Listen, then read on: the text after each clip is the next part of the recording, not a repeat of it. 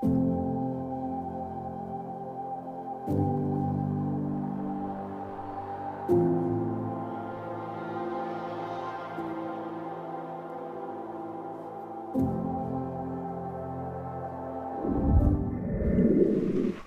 everyone, today I've got the wonderful Tor Webster with us.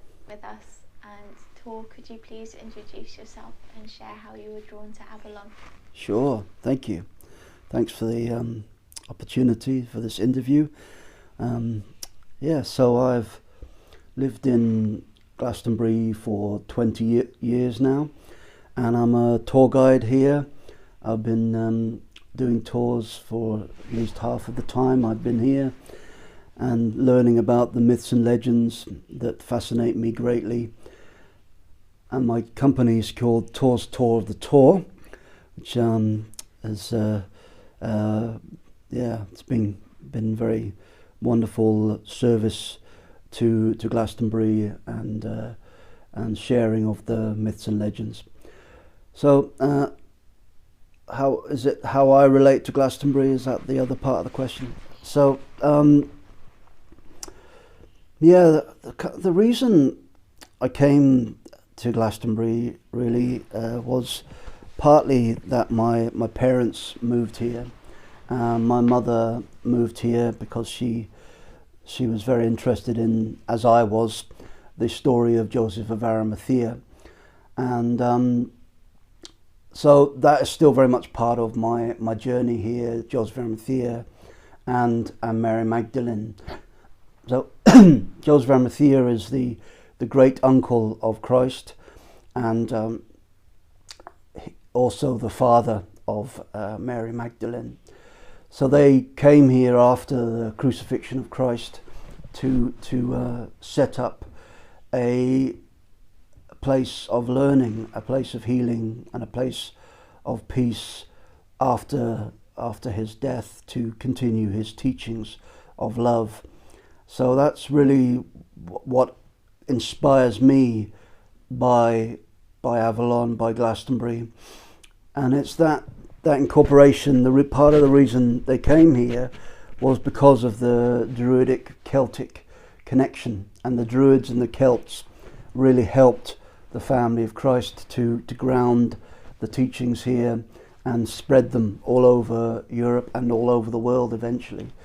And that's why I love Glastonbury, because it is such a melting pot of faiths and traditions and beliefs, and it really inspires everybody to release themselves of their preconceived ideas of spirituality, come here afresh and anew, and to really tune into the transformational energies of Glastonbury, to kind of springboard their own journey into the birthing of the age of Aquarius. That's really lovely. How do you experience and express your spiritual path in Avalon day to day? Well, as many in Glastonbury, I do it pretty quietly and solitary, because there are so many faiths and traditions in this town. You can get caught in kind of ideas and concepts, but it's better to kind of hold your traditions in a more Gnostic way, and Glastonbury has always been a Gnostic place. The Gnostic concept really came from the Christian scholars looking at, what Christ's message of love really was, and it was about basically don't follow me, be like me, and to have your own connection to spirituality and to the love and the peace and the healing that he represented. So he brought down basically this new wave of love, which is part of the turning of the wheel, the precession of the equinox, which is now, as I mentioned before, we're coming out of the age of Pisces that he birthed 2,000 years ago into the age of Aquarius, which is more an age of union, coming together of the divine masculine, divine feminine, and not separating through religion, not separating through politics or learning, or not separating in any way, but to really find the union in yourself to represent it in the world. So it's about a kind of Gnostic knowing way of letting go of the old, but being inspired by the true essence of spirituality that is really available in our hearts, which for me is connectable through the Christ consciousness, because that is part of our culture in the West, I would say, and transforming that into a really grounded, tangible love that transcends beyond the distorted love that most relate to in thinking that love is only about sex, about relationships, about taking. It's really, love is about releasing and opening up to your heart. Really, that's what love is about. And if people can sort that out, and not get so caught up in the fear and the anxiety of what sadly religion has put upon them, of restricting love and making it a taboo, then we'll do an amazing thing for the future. Yeah, you're right. That's so well said. Cool, thank you. What does the word goddess, or what does goddess and the divine feminine essence mean to you?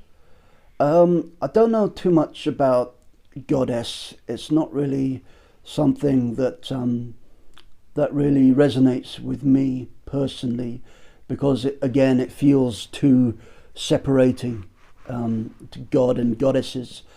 I like the concept of the divine feminine. I think the divine feminine feels far more flowing and uniting of the divine masculine, but really I want to go beyond the separation, even out of divine masculine, divine feminine, go into the union, the divine union, which I think we are going into thick and fast. And I see that in the goddess, local goddess tradition, that there is that coming together again into that union.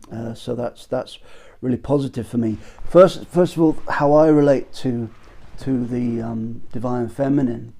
And it's interesting that you're interviewing me on the Samhain Eve, because really this is a time of the gatherings of souls, of ancestors, of uniting, and there isn't a separation of divine masculine, divine feminine, or male or female.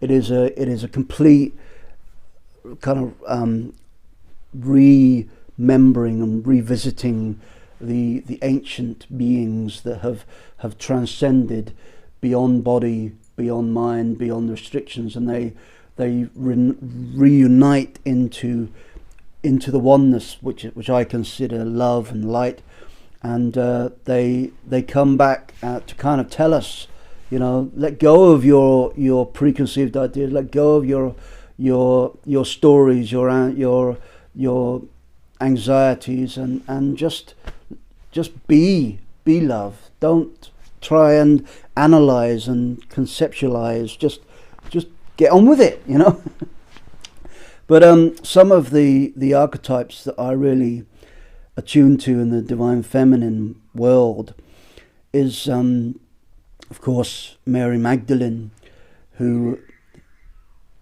that was an interesting sound there. Mary Magdalene, who really represents the divine feminine of the Christ consciousness, because as far as I see it, and it might just be my kind of concept, I think that Yeshua actually allowed himself to be crucified because part of his journey, and it was probably too soon, but part of his journey, as always, it was to tell man and woman about the sacred union. But men in that age, they were farmers and fishermen and builders and carpenters. They couldn't get it. They couldn't conceptualize the divine feminine in them. That just was so beyond their concept. So Christ allowed himself to be crucified so he could merge then after his death with Mary Magdalene and actually channel through her and support her on the journey. And she was the true founder of the Christian faith that most of our kind of Western culture is connected to, and I think she did a pretty amazing job, because in the Celtic Christian Church, like the Cathars, and even in the Church of England now, there's still that very much that feminine place where women can be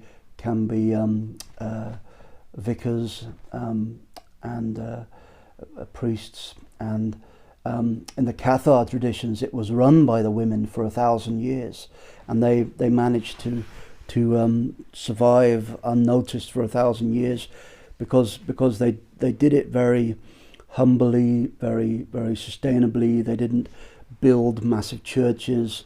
They didn't have like a hierarchical system or anything like that.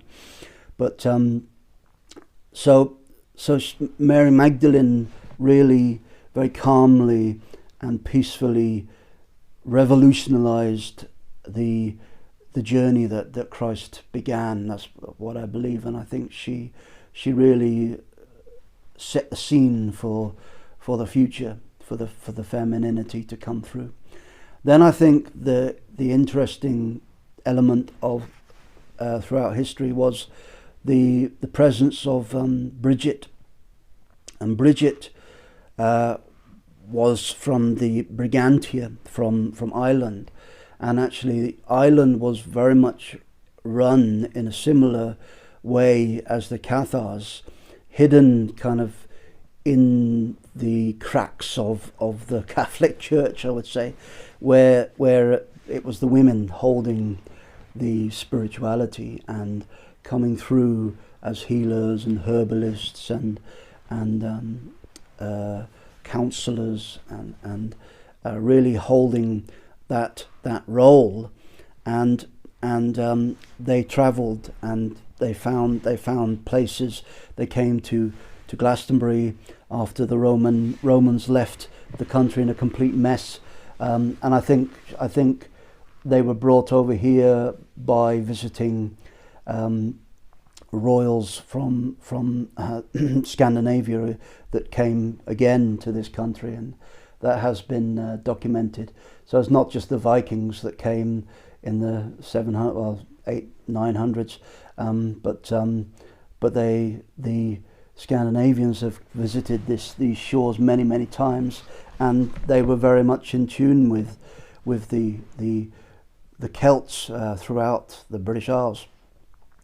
So that the coming here of the Brigantias, which later was they were called Brigid, that was again to kind of reignite the work that Mary Magdalene had begun, and really sowed the seeds in this land of Avalon in Glastonbury, and they were already starting to come, and the Brigids came here to nurture the plants that were starting to grow, or the saplings that were starting to grow from the seeds that were sown here 500 years before. And thanks to that, now again we have the abundance of those seeds that have grown into a full crop of beauty, and you see it celebrated everywhere. That divine feminine is being celebrated everywhere in the hearts of every person that is awoken, really, in many different ways, in many different forms, and that makes me extremely happy. Yeah, you're right. That's it. I didn't know half of the things you just said. Some of them are so interesting. Cool. And yeah, thank you, Tor. Pleasure. For talking with us, and thank you for sharing your wisdom. Pleasure. And being part of the goddess conversation. I hope you have a lovely evening, and thank you on behalf of everyone that watches this. Thank you.